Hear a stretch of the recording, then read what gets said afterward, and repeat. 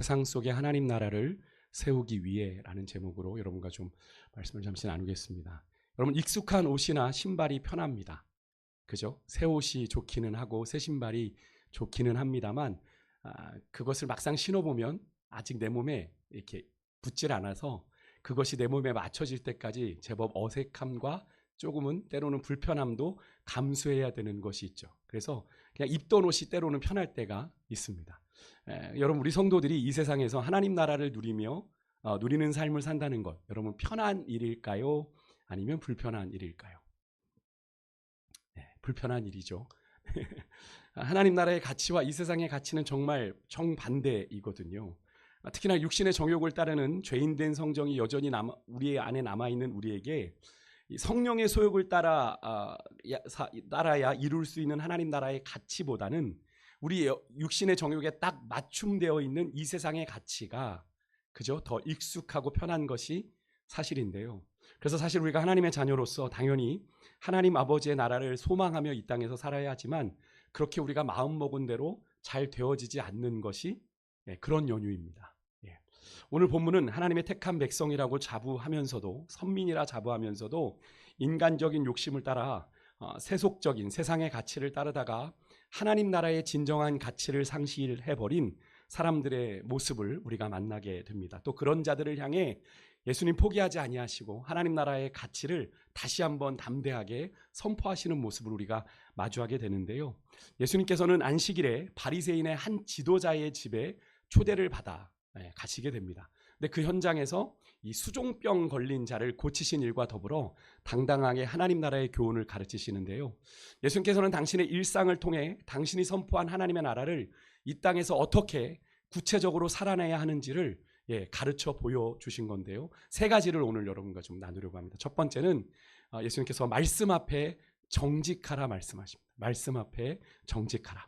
예수님께서 초대받아 간 집이 그냥 바리새인의 집도 아니고 이전에 한번 있었죠. 이번엔 어떤 집입니까? 바리새인 중에 지도자의 집이라고 그랬습니다. 어느 정도 직위가 있는 사람의 집. 한번 상상해 보십시오. 그곳에는 예수님을 초대한 그 사람 말고도 다른 바리새인 지도자들이 함께 했을 것입니다. 그죠? 우리가 보통 뭐 도지사, 예전에 저 그런 경험이 있는데 도지사가 하는 행사에 가면 제가 같이 안 할 뭐 경찰서장 뭐 그 안에 있는 모든 웬만한 뭐 사람들이 고위직들이 다 와 있지 않습니까? 그런 것과 마찬가지겠죠.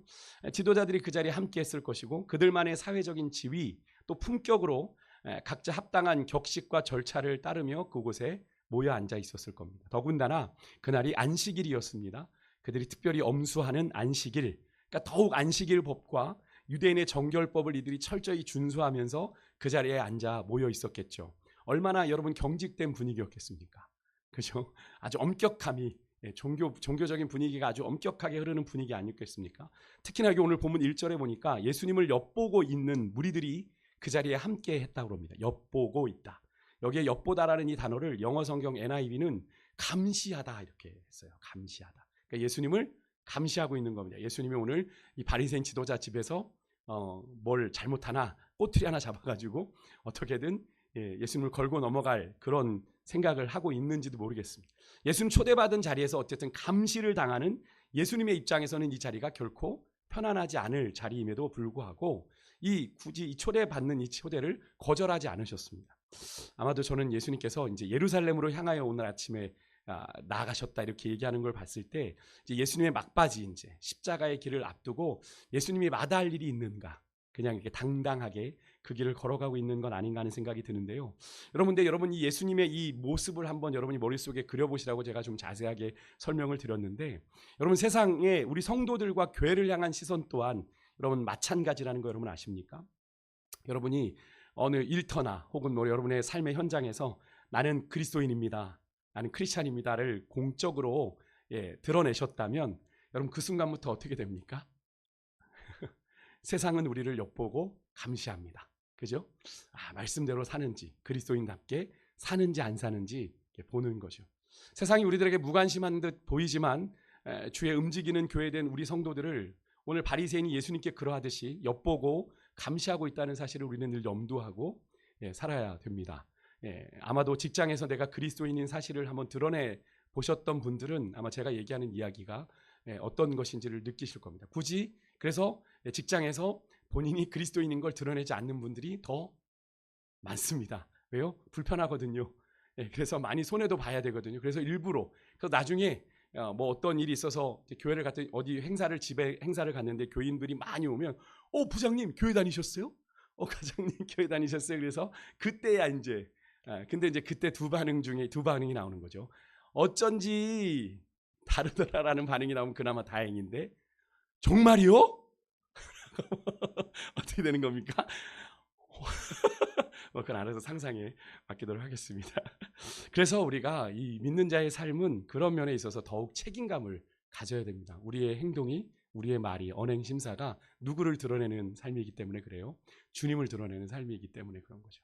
그래서 사도행전 11장 26절에 바울과 바나바가 이제 바울이 이제 바나바를 통해서 이제 안디옥으로 가거든요. 그래서 무리들을 가르칩니다. 주님을 만나고 난 뒤에 그 제자들이 그 이제 바울과 바나바에게 가르침을 받았던 제자들이 안디옥에서 비로소 뭐라고 일컬음을 받았대요? 네, 그리스도인, 그죠? 그리스도인이라 일컬음을 받았다. 라는 말을 우리가 여기서 그리스도인이라는 표현이 제일 먼저 나오게 되거든요. 당시 제자들의 모습이 그리스도인으로 인정받았다. 제 그리스도를 따르는 자들로 그리스도인이라 불릴 만한 삶을 그들이 살았다라는 걸 의미하는 건 아니겠습니까? 여러분과 저의 삶이 세상이 어떻게 엿보고 어떻게 감시하더라도 정말 그리스도인답다라고 인정할 수 있는 그런 삶이기를 주 여러분을 축복합니다. 네. 그런데 흥미로운 건 2절에 그렇게 율법과 전통이 매우 엄격한 종교 지도자의 집에 전혀 어울리지 않는 한 사내가 갑자기 등장을 합니다. 이렇게 열려있는 잔치를 벌린 것도 아닌 것 같은데 그냥 떡 먹으러 가셨다 그랬거든요. 예수님이. 저녁에 떡 먹으러 오라 그래서 간 건데 그런 자리에 이렇게 병든 자가 들어오는 게 가능한 일인가? 저는 우연일까 아니면 고의일까 하는 생각을 해봤습니다. 확실하지는 않습니다만 고의로 예수님을 고발할 거리를 찾으려고 안식일이잖아요. 예수님 그런 자를 보시면 어떻게 하시겠어요? 지금까지 예수님을 미루어 봤을 때 뻔할 뻔짜 그 병자를 고치실 게 뻔하니 안식일법으로 엮어야 되겠다 라고 생각하고 그 병자를 그곳에 데려다 놓을 수도 있고 7장에 다른 바리새인, 이 사람은 지도자는 아니었는데 바리새인 집에서 어떤 일이 있었냐면 예수님께 갑자기 한 여인이 예수님께 나와 향유옥합을 부었던 일이 있거든요. 우연히 일어난 일입니다. 그런 것처럼 그런 일일 수도 있습니다만 어쨌든 그건 불확실합니다. 확실하진 않아요. 어쨌든 의사인 누가는 그 자리에 수종병 들린 사람이 예수님 앞에 있었다 라고 이야기를 합니다. 여기서 수종병이라는 건 저도 이번에 찾아보니까 몸의 수분, 예전에는 이걸 다르게 표현을 했던 것 같은데 개역 개정으로 넘어와서 수종병이라고 바뀌었는데요. 몸에 수분이 가득 차서 부풀어 올랐는데 계속 갈증을 유발하는 그런 병이라고 합니다. 그러니까 먹어도 마셔도 계속 그것이 갈증을 유발하게 되는 아주 고약한 병이라고 하는데 심장과 관련된 질병이라고 얘기하는데 과연 그 당시에 그런 병을 치료할 의술이 있었을까라는 생각을 해보면 아마 없지 않았을까. 그렇기 때문에 예수님께 나온 것 아니겠는가. 그러니까 치료가 불가능했기에 예수님께 나온 것이라고 생각하고 싶은데요. 예수님께서는 그런 그의 갑작스러운 등장으로 인해 팽팽한 긴장감이 도는 거죠. 바리새인들은 어떻게 보겠습니까? 저놈 안식일에 고치나 보자. 그래서 예수님은 그걸 다 느끼고 계시는 거 아닙니까? 그 기류를. 그 순간 예수님께서 물으십니다. 3절에 그들의 마음을 읽었다는 듯 야 너희들이 안식일에 병 고치는 것이 합당하냐 아니냐라고 예수님께서 물어보십니다. 그들의 마음을 콕 찔린 거죠. 바리새인들의 마음을. 그런 사실 정상적인 상황이라면 안식일에 대한 바른 이해가 있다면 병을 고치는 것이 옳습니다라고 얘기해야 되는 상황입니다만 제가 일전에도 한번 말씀드린 적이 있는데 바리새인들은 안식일을 준수하는 것과 관련해서 너무나 많은 세부 조항들을 늘어놨습니다. 39가지를 그 밑에 세부 조항으로 달았단 말입니다. 일전에도 말씀드렸죠. 근데 그런 세부 규정들이 그들의 생활을 지배한 겁니다. 안식일을 지배한 거예요. 그러니까 안식일에 그러다 보니 그들이 이렇게도 안식일을 자꾸 지키는 편법을 만들기 시작한 겁니다. 솔직히. 그러니까 여러분 예수님의 이 질문에 그들은 잠잠할 수밖에 없었던 거죠. 안식일 본질적인 것만 놓고 보면 예수님 그렇습니다라고 얘기해야 되는 상황인데 자기들이 만든 그 39가지의 그 조항을 따져보니 옳다 말다 얘기를 할 수가 없는 거예요. 그들의 전승에 의하면 그렇습니다. 바리새인들의 전승에 의하면 생명이 위협을 받을 상황일 경우에만 안식일에 병자를 고칠 수 있다라고 해놨습니다. 그러니까 앞에 13장에 그 18년간 성전에서 꼬부라져 펴지 못하는 여인을 예수님이 고치시거든요. 회당장이 안식일이었어요, 그날도. 예수님을 향해서 막 회당장이 꼭 안식일만 있냐, 18년 동안 저렇게 꼬부라져 지냈는데 안식일 지나서 고쳐도 되지, 막 이렇게 따진 게 있어요. 그러니까 결국에는, 근데 사실 그게 얼마나 야박한 이야기입니까? 13년 동안, 18년 동안 그렇게 구부러져 있으면 하루 더 해도 괜찮은 겁니까? 그 어떻게든 예수님께서는 그 여인의 그 18년 동안 그의 한 맺힌 고통에서 자유케 해주고 싶은 긍휼한 마음에 예수님이 그 일을 하신 건데, 이들은 그 안식일법에 매여서 그렇게 정죄했던 거죠. 그러니까 예수님께서는 동일한 마음으로 이 수종병 고친 자를 고쳐주신 겁니다. 오늘 이제 예수님이 그런 바리새인들의 이제 그런 생각과 상관없이 그냥 예수님이 고치세요. 대답 안 하니까. 근데 바리새인들도 그때 뭘 했냐면, 안식일에, 자, 여기 잘 보셔야 됩니다. 자기 아들과 자기 소가 우물에 빠지면 구해요. 안식일에 일하면 안 되는데 자기 아들이 우물에 빠지면 살려야 되잖아요. 죽으면 안 되니까. 살리고 자기 가축이 빠지면 구하는 얘기를 들으면서 나도 동일한 마음으로 이 수종병 들린 자를 고쳤다라고 예수님이 얘기를 하세요. 그래서 통해서 예수님께서 이 안식일의 의미가 뭔지를 이들에게 다시 한번 가르치십니다. 안식일을 주신 하나님의 본심이 뭐예요? 그렇게 안식일에 너희들 막 이렇게 얽어매라 이렇게 하신 것 아니죠. 하나님 안에서 참된 쉼을, 안식을 누리는 거잖아요. 남녀노소 빈부귀천 상관없이 모든 이들에게 자유와 쉼을 주시는 게 안식일의 본질이거든요. 그래서 예수님께서 앞에 이제 6장에 가면 6장에서 이미 얘기하셨어요. 안식일 이야기가 누가복음에 많이 나오거든요. 근데 그 한 3번 정도, 벌써 오늘 3번째인데 6장에 가면 예수님께서 안식일의 주인은 인자다. 사람을 위해서 있는 거다. 사람이 안식일을 위해서 있는 게 아니다라고 얘기를 분명히 하셨거든요. 그러니까 근데 이제 이들이 어떤 겁니까? 안식일의 전통 속에 오랜 세월 사람이 만든 요렇게 자기들 편의대로 그 안식일의 정신이 어느덧 다 없어져 버린 겁니다. 그래서 자기 편의대로. 근데 이게 사실은 종교적인 기득권을 가진, 그죠? 바리새인들이나 종교 지도자들의 자신들의 편의대로, 자신들의 유불리에 따라 그것이 하나님의 말씀이 해석되고 적용되다 보니 39가지나 안식일을 지키는 세부 규정들이 생긴 거거든요. 그게 하나님의 뜻에 합당하겠습니까? 철저하게 인위적으로 그렇게 나누어진 생각들이 아니죠. 그러니까 결국 하나님의 뜻을 저버리는 일이 벌어지고 만 겁니다. 그러니까 예수님께서는 그런 그들의 편협하고 왜곡된 생각을 단호하게 바로잡으시면서 하나님의 주신 말씀에 너희들 정직해야 돼. 너희들 그렇게 다른 마음으로 너희들의 입속을 챙기며 하나님의 말씀을 지키고 안 지키고를 결정하면 안 돼라고 말씀을 하신 겁니다. 여러분, 하나님 말씀에 정직하시기를 주의 이름으로 축복합니다. 우리가 종종 그런 이야기합니다. 하나님 말씀의 의미가 잘 뭔지 몰라서 어떻게 순종해야 될지 잘 모르겠습니다 라고 얘기하시는 분들이 있는데, 여러분 진짜 그렇습니까? 여러분 그 질문에 여러분이 스스로 한번 답을 해보십시오. 사실은 그런 것보단, 정말 말씀의 의미를 몰라서라기보단 내 기준과 내 뜻과 맞지 않거나 그로 인해서 내가 이런저런 불편과 손해를 감수해야 하기 때문에 그 말씀에 순종하기를 솔직히 망설이는 경우가 더 많지 않습니까? 여러분, 제가 종종 말씀드렸는데 우리가 말씀에 대한 순종 여부가 헷갈리시면 제가 딱 2가지만 생각하시라 그랬습니다. 뭐죠? 율법의 핵심인 하나님 사랑, 이웃 사랑의 원리를 가지고 여러분이 그 말씀의 순종 여부를 판단하시면 돼요. 그걸 대입해 보시면 됩니다. 이게 정말 하나님을 사랑하는 일인가? 이것이 정말 이웃을 사랑하는 일인가를 생각해 보시면 되는 겁니다. 왜요? 그게 율법의 전부라고 그랬잖아요. 예수님께서. 그죠? 그러니까 분명히 거기서 여러분의 입장이 정리될 것이고 여러분은 그 말씀의 의미를 분명히 깨닫게 되실 거거든요. 그런데 왜 안 되는 거죠? 그 말씀대로 하면 내가 많은 것들을 희생하고 내려놔야 되기 때문에 우리가 망설이게 되는 거죠. 내가 굳이 그렇게까지 해야 돼? 내가 굳이 그렇게까지 해야 되라고 생각하는 건 아닙니까? 여러분, 그것은 말씀에 정직한 것이 아닙니다. 말씀에 정직하다라는 건 어떤 말씀이든 내게 주시는 말씀으로 받고 내가 그 말씀에 반응하고 순종하는 거죠. 여러분, 간절히 소망하기는 여러분과 제가 말씀 앞에 정직할 수 있기를 주의 이름으로 축복합니다. 말씀 앞에서 다른 표리부동한 생각 품지 마시고 하나님 앞에 진실함으로 나아가는 여러분과 제가 될 수 있게 소망하고요. 2번째는 예수님께서 이 이야기 가운데 겸손으로 행할 걸 이야기하셨습니다. 예수님께서 그 초대받은 자리가 서두에도 말씀드렸지만 누가 모인 자리라고 그랬죠?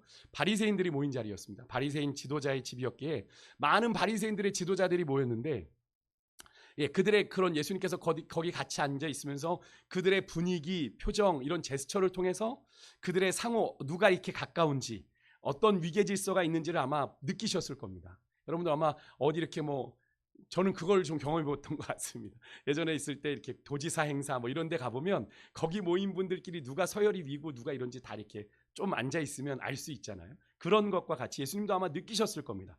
그들이 높은 자들 순으로 예약된 자리에 앉았음을 확인하고 이제 이 비유를 말씀하신 거예요. 이 비유를 예수님께서 누구나 잔치에 너 청함을 받았을 때 얘들아 스스로 높은 자리에 앉지 말아라 이렇게 당부를 하십니다.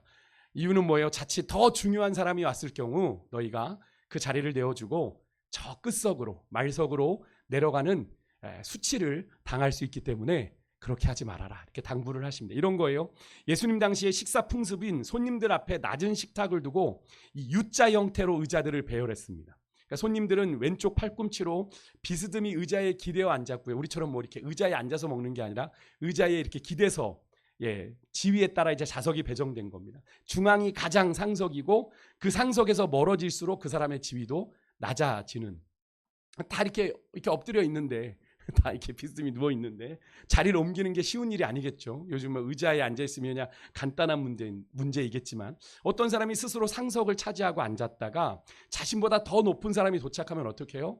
그 사람은 더 낮은 자리로 이동해야 되는데 그때쯤이면 이미 그 밑으로도 사람들이 다 앉아 있어요. 그러니까 자기는 어디로 가야 되겠어요? 저 비어있는 저 말석으로 가야 되는 거예요.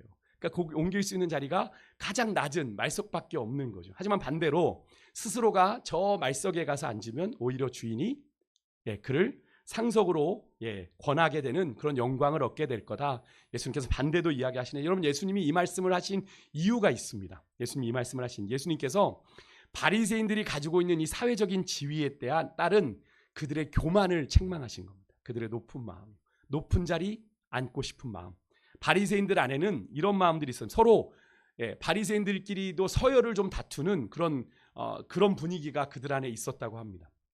그러니까 서로 높아지고 하려는 겉멋을쓰요. 예수님의 제자들이 뭘 했죠? 서로 누가 크냐라고 했던 것처럼 말이죠. 바리새인들 안에도 은근히 그런 게 있습니다. 그런 게 있었다고 합니다. 그러니까 오늘 예수님을 초청한 이 바리새인 지도자 집에 모인 바리새인들 간의 분위기가 어떠했을지 한번 상상을 해보십시오. 서로 누가 나보다 높은데 앉나 눈여겨보고 있지 않았겠습니까? 여러분 우리나라의 그 행사에 초대되는 분들 가끔 되게 민감한 게 자리입니다. 여러분 자리. 내 자리를 저기다 놨어? 그래서 막 노발대발하는 분들이 있어요. 그래서 저도 그것 때문에 한번 곤혹을 되게 치른 적이 있는데요. 내빈들의 자리를 제가 순서를 어거쳤어요. 엎어놨더니 난리가 났습니다. 막 컴플레인 들어오고. 그렇게 저는 솔직히 그렇게 중요한지 모르겠는데 그건 제 기준이죠. 행사를 주최하는 입장에선 그분들의 자리를 보장해 드렸어야 되는데 제가 이게 흐트러 놓은 겁니다. 난리가 났어요. 수행 언니 막 와서 우리 거기 도의사님 거기입니까 자리 막 국회의원이 여기입니까? 잘 모르겠네요. 그런 일이 자리에. 근데 지금 그 당시에 바리새인들이 그랬다는 거죠. 분명 바리새인들은 어떤 자들입니까? 백성들을 하나님의 말씀으로 섬기는 자들입니다. 영적인 지도자들이죠. 바른 길로 인도해야 되는데 어느덧 그들이 어떤 자가 된 겁니까? 군림하는 자가 되어버렸습니다. 섬김을 받으려는 자가 되어버린 거죠. 더 높은 자리, 더 높은 권력을 탐하는 교만과 탐욕의 화신이 되어버린 바리새인들의 민낯을 예수님이 아시고 예수님이 책망을 하셨다라는 겁니다. 그럼 바리새인들의 거짓되고 교만한 마음을 읽으신 예수님이 그들에게 하나님 나라의 원리를 가르치신 거. 그 원리가 뭐예요? 하나님은 스스로 높이는 자는 낮추시고 스스로 낮추는 자는 높이신다 얘들아. 너희들 말씀에 잘 안 되매 말씀이 그게 의미야. 너희들 그걸 모르니라고 어쩌면 그렇게 책망하시듯 이야기하신 거죠. 예수님께서 교만한 그들에게 겸손과 낮아짐에 대해서 가르치신 겁니다. 예수님은 영광이란 내가 스스로 얻는 게 아니라 누가 주셔야 되는 거예요? 하나님이 주셔야만. 여러분 하나님은 하는 건데 하나님은 그렇게 스스로 높아지려고 하는 자들을 하나님이 높여주시지 않는다라고 말씀하십니다. 여러분 누가 스스로를 높이는 자들일까요? 여기에 스스로 높이는 자들은 교만한 사람들입니다. 그럼 교만한 사람들이 어떤 사람이에요? 그런 사람들은 어떤 집단에 소속되어 있든지 듣기보다는 말하는 것 좋아하고요. 자신들의 생각과 사상을 강요하며 그 대화를 지배하는 사람입니다. 그들은 한결같이 자신을 제외한 모든 사람들이 자신보다 지적으로 훨씬 열등하다라고 생각하는 은연중에 특히나 또 이렇게 좀 누군가 이렇게 서비스하는 직종에 있는 사람들은 나보다 열등한 그런 분들 세상에 있잖아요. 그런 분들 어디 식당이나 이런 데 가면 무시하는 그런 분들이 스스로 자기가 높다고 생각하는 사람들이죠. 근데 여러분 하나님 나라를 누리는 삶을 살고 계십니까?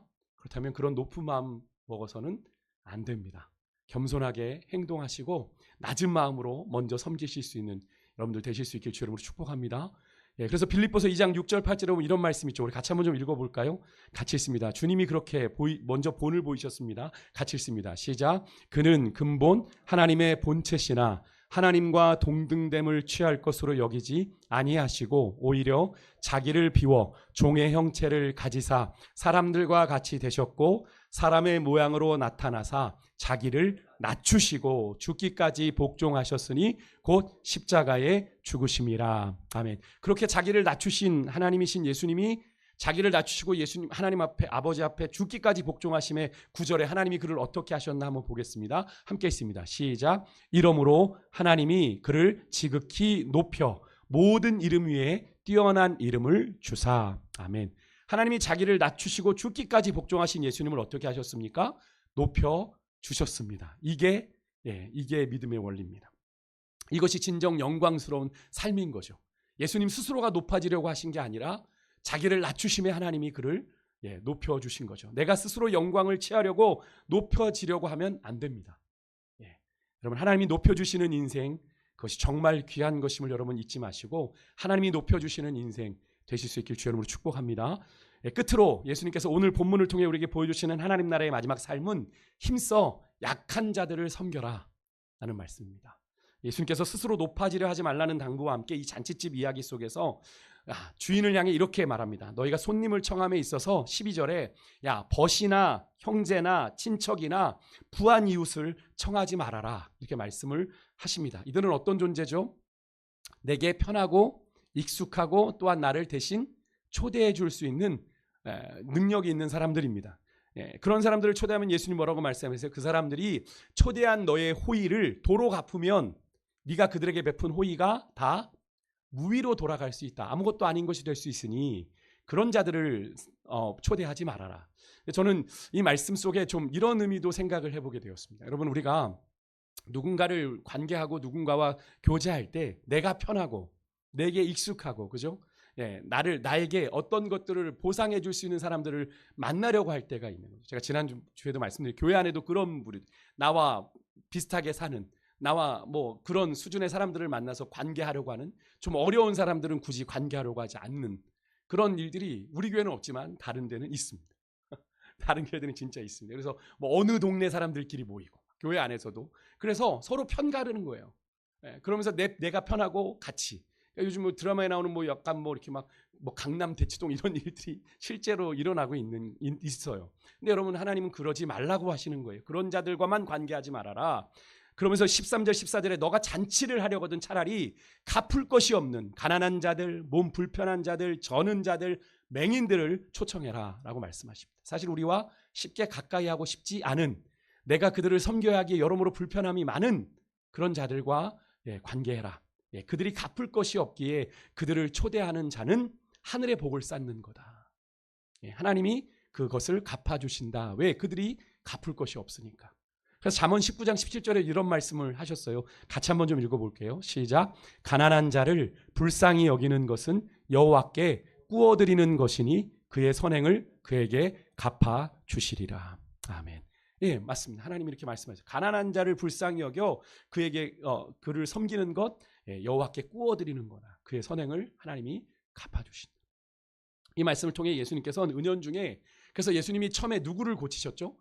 그 자리에 그 식사 자리에 전혀 어울리지 않는 수종병 든 자, 그죠? 그를 고치셨던 장면을 우리가 떠올리게 되는 거죠. 예수님께서 그를 먼저 돌아보신 이유가 바로 여기 있는 겁니다. 그러니까 그는 초대받지 못한 자입니다. 그죠? 환영받지 못하는 자입니다만 예수님만은 그를 환대하셨고, 그죠? 그를 고치셔서 그로 하나님 나라 백성 되게 하셨던 것을 우리가 보지 않습니까? 여러분 예수님께서는 오늘 이 잔치 비유를 통해서 당신이 마지막 때에 베푸시는 여러분 천국 혼인잔치에 누가 초대를 받는지를 우리에게 가르쳐 주셨어요. 누가 그 천국 잔치에 초대를 받는지 누가 받을까요? 여러분 갚을 것이 있는 그런 자들이 아니라 여러분 결코 갚을 것이 없는 자들이 초청을 받을 겁니다. 그럼 여러분 재산 있는 거 다 파실 거예요? 다 팔고 천국 갈 준비를 하시겠습니까? 그런 뜻이 아닙니다. 그래서 갚을 것이 있는 자들이란 단순히 물질이 있고 내가 어떤 지위가 있고 권력이 있는 것을 의미하기도 합니다만 그것만이 아니라 여러분 하나님께 내가 갚을 것이 있다고 여기는 자들이에요. 그러니까 내 의를 가진 자들을 말하는 겁니다. 내가 하나님 앞에 갚을 능력이 있다. 내가 이만하면 하나님 앞에 할 만한 거 아니야? 이렇게 생각하는 사람들을 말하는 겁니다. 근데 여러분 아무리 이 세상에서 내가 가진 지위, 권세가 막강하고 높은 것이라고 한들 여러분 신앙생활을 우리가 오래 하고 봉사도 많이 하고 헌금 많이 드린다고 한들 늘 말씀드리지만 하나님이 우리에게 베풀어 주신 그 구원의 은혜에 다 갚을 수 있습니까? 갚을 수 없죠. 우리는 그 은혜에 합당한 자들이 아닙니다. 하나님 내가 갚을 수 없습니다를 고백해야 되는 자들이죠. 여러분 하나님이 베푸신 구원의 은혜에 합당한 자, 나는 그런 자격이 있습니다라고 하는 사람은 아무도 없습니다. 바로 하나님이 베푸시는 이 천국 잔치에 초대받는 사람은 갚을 것이 없는 자인데 뭘 의미하겠어요? 하나님이 베푸신 은혜에 하나님 내가 그 은혜에 감히 내가 보답할 것이 없습니다. 나는 아무 자격이 없는 자입니다. 나는 부족한 자입니다를 겸손하게 인정하는 자입니다. 그 은혜 앞에 겸손하게 나오는 자가 하나님의 천국 잔치에 참여하게 된다라는 거예요. 여러분 오늘 예수님의 비유에서 이런 사람이죠. 내가 스스로 말석에 어울린다라고 여기고 그 자리에 가서 앉는 그 사람. 그런 자에게 주님이 찾아가셔서 당신의 잔치에 초청하시고 자 벗이여 여기 올라와 앉으라 이렇게 말씀을 하신다는 거죠. 여러분 그러므로 제자된 우리는요 그런 예수님을 본받아 우리가 호의를 갚을 수 없는 약한 자들을 섬김으로 하늘의 복을 쌓아야 되는 줄 믿습니다. 여러분 주님을 섬기고 싶은데 어떻게 하는지 모르시겠다고요? 여러분 우리가 주님을 섬기는 것을 우리가 자칫 잘못하면 교회 안에서만 내가 뭔가 봉사를 해야 주님을 섬긴다라고 생각하시는 예수님이 이렇게 말씀하셨습니다. 마태복음 25장 40절 함께 읽을게요. 같이 읽습니다. 시작. 임금이 대답하여 이르시되 내가 진실로 너희에게 이르노니 너희가 여기 내 형제 중에 지극히 작은 자 하나에게 한 것이 곧 내게 한 것이니라 하시고 아멘. 예수님께서 이 말씀을 하시기 전에 이런 말씀을 하셨습니다. 35절 36절인데 이것도 같이 읽겠습니다. 시작. 내가 줄일 때에 너희가 먹을 것을 주었고 목마를 때에 마시게 하였고 나그네 되었을 때에 영접하였고 헐벗을 때에 옷을 입혔고 병들었을 때에 돌보았고 옥에 갇혔을 때에 와서 보았느니라. 예수님께서 이 말씀하시니까 많은 이들 우리가 언제 예수님께 그랬습니까? 그 결론으로 아까 40절을 말씀하신 거거든요. 여기 있는 네 형제들 중에 지극히 작은 자 너희들에게 갚을 것 없는 그 자에게 한 것이 곧 누구에게 한 거다? 내게 한 거다. 여러분 예수님께서 우리에게 구체적으로 주님을 어떻게 섬길 수 있는지를 얘기해 주신 거예요. 제가 35절 36절을 읽은 이유가 있습니다. 누군가 줄입니까? 우리가 먹을 것을 줘야 되고요.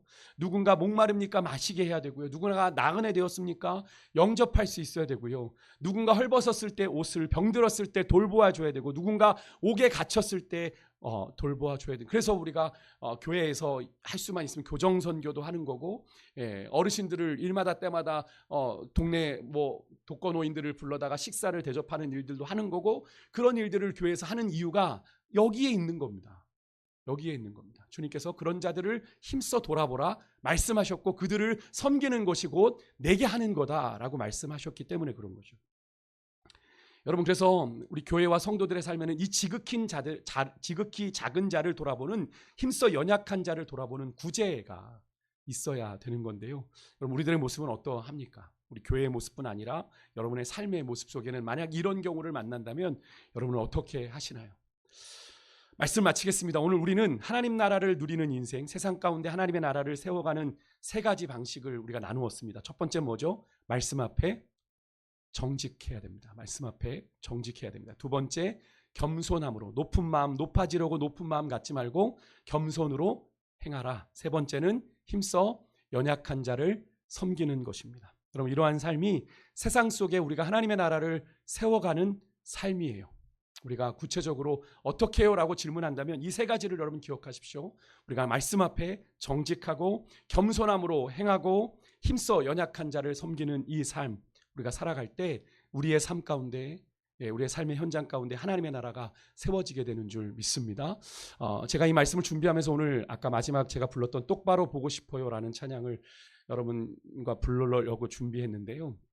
여러분, 이 찬양은 여러분이 아시겠지만 80년대 나온 찬양이잖아요. 이 찬양은 육신의 연약함에 있는 사람들을 위해서 제가 알기로는 작사 작곡된 노래라고 알고 있습니다. 여러분, 이 찬양의 가사가요, 단순히 육신의 연약함만을 이야기하는 것일까요? 여러분, 이 찬양의 가사를 여러분이 한번 오늘 다시 부를 때 여러분의 속사람이 이런 상태에 있지는 않은지, 다른 이유일 수 있습니다. 우리가 온전한 눈짓으로 곁눈질하는 것, 물론 이들은 몸이 온전하지 않아 주님을 곁눈질하여 바라볼 수밖에 없다라는 이야기지만, 여러분, 우리는 주님을 온전히 바라볼 수 있음에도 세상의 눈치 보느라 우리가 주님을 곁눈질하며 살아가고 있는지도 모르겠어요. 세상의 미련이 남아 기우뚱하고 있는지도 모르겠어요. 여러분, 우리의 영적인 민낯을 주님께서 오늘 이 이야기를 통해서 우리에게 보여주시는 거 아닌가 라는 생각을 해보게 됐는데요. 여러분, 이 가사, 여러분의 영적인 민낯을 이 이야기를 통해 좀 들여다보실 수 있었으면 좋겠고요. 그래서 정말로 하나님, 그렇지만 이렇게 연약한 나이지만 주님이 쓰신다고 하시면 나의 생명도 주께 드리겠습니다 라고 하는 그런 결단하는 마음으로 우리가 함께 이 찬양을 주님 앞에 불렀으면 좋겠습니다.